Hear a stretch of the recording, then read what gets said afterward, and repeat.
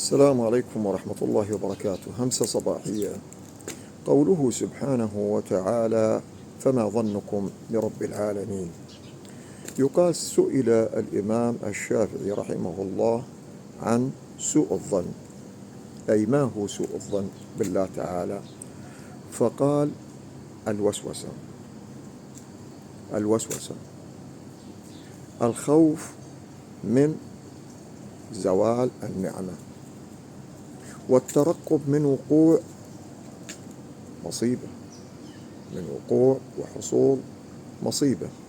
هذا كله من سوء الظن بالرحمن الرحيم. فحسن الظن عبادة تقربوا بها إلى الله سبحانه وتعالى. ولا تظنوا بربكم إلا خيرا، فمن ظن بربه خيرا فخير، ومن ظن بربه شرا فشر.